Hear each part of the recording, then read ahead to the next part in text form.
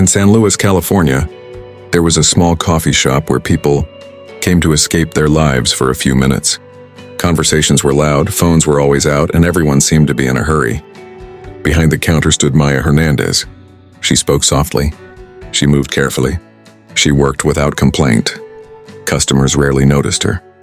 To them, she was just another worker filling cups and wiping tables. What they couldn't see was the noise she carried.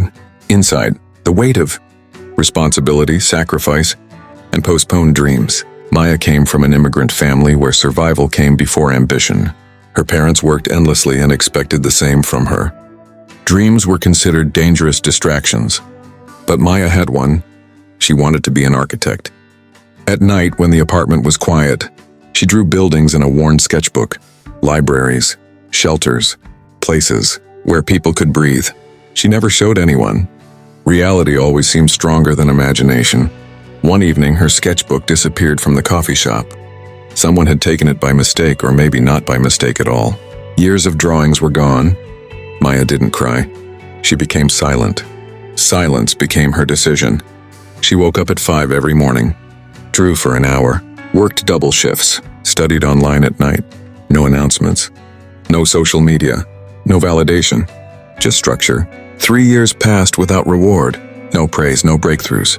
Her boss once asked why she always looked so serious. Maya replied, "I'm working on a future that hasn't arrived yet." When a local architecture competition was announced, the entry fee was $0. Maya submitted her work without expectation. Her designs focused on quiet spaces, buildings that protected people from chaos instead of adding to it. Months later, an email arrived. She had won.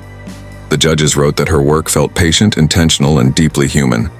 They said it looked like it had been built by someone who understood silence. Maya still works at the coffee shop sometimes, not because she has to, but because she remembers who she was there. People still don't notice her much, and she doesn't need them to. Some lives aren't built through noise. They're built through discipline, patience, and quiet. Work that speaks when the time is, right, winning. The competition didn't change.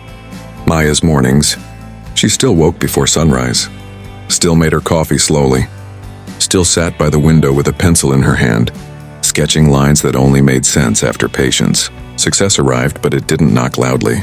Emails came, meetings followed. People spoke about her work with excitement she didn't feel yet.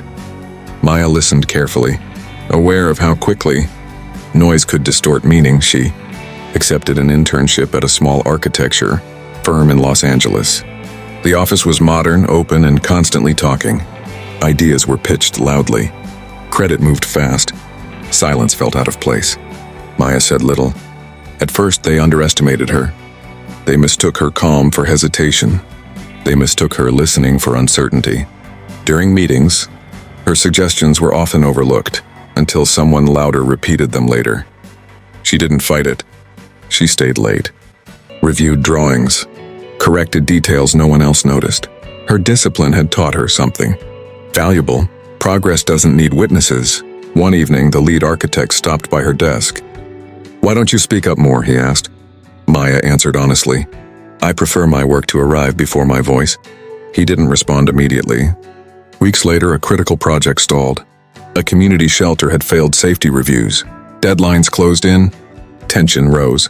Maya spent 3 nights quietly redesigning the structure, balancing budget, safety, and dignity. She placed the plans on the lead architect's desk without explanation. The next morning, the room was silent.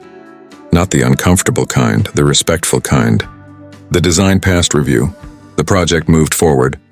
From that point on, Maya was no longer invisible. But visibility came with pressure. People asked her to lead, to present, to sell ideas. She struggled at first.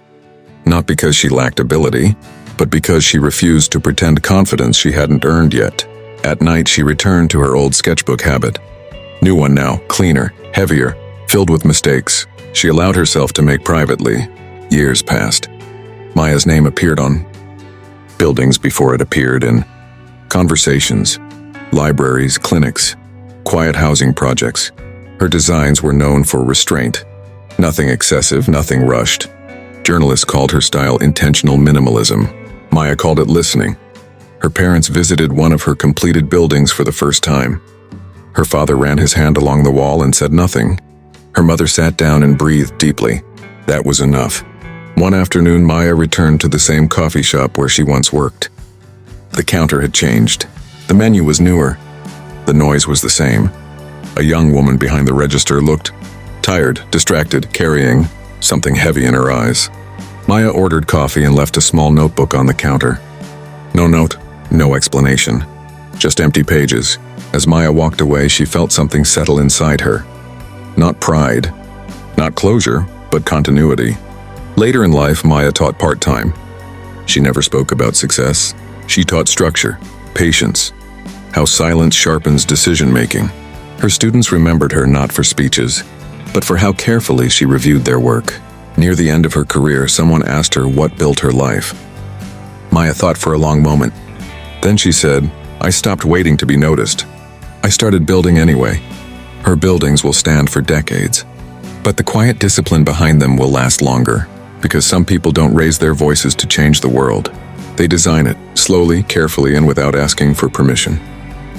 As Maya grew older, the pace around her grew faster. Cities expanded, firms chased trends, architecture became louder. Glass, height, spectacle. Clients wanted attention more than purpose. Meetings became performances. Maya listened.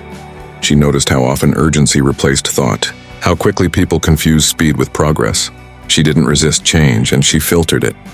When her firm proposed a high-profile project that compromised safety for visibility, Maya stepped back. Not publicly, not emotionally. She declined quietly. It cost her opportunities. Younger architects passed her. Social media favored faces over foundations. She watched it happen without bitterness. Discipline had taught her that not all growth is upward. Some growth is inward. She began taking fewer projects. The ones she accepted served people who didn't have platforms. Community clinics, transitional housing, spaces for those recovering, rebuilding, hiding from chaos. Her designs grew simpler. Less explanation, more intention. At home, Maya's routine softened but never disappeared. Morning sketches turned into annotations. Lines became notes. Notes became principles. She wrote not to teach but to remember. Sometimes doubt visited her late at night. Not regret, doubt. Had she stayed too quiet? Had she made herself smaller than necessary? She never rushed to answer those questions. Silence doesn't demand resolution.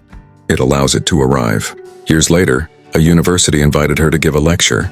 She hesitated, then accepted. Standing at the podium, she felt exposed. Students waited for inspiration, stories, advice.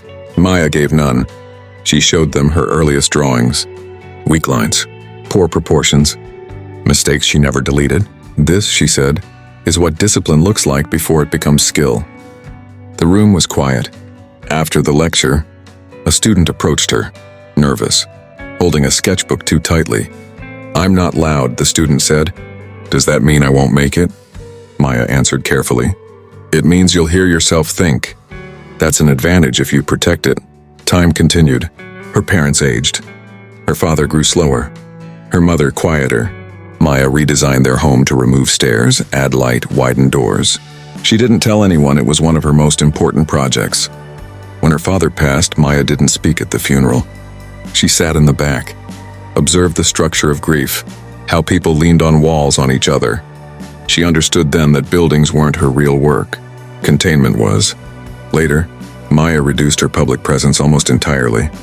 She consulted quietly, reviewed designs, corrected foundations before mistakes became disasters.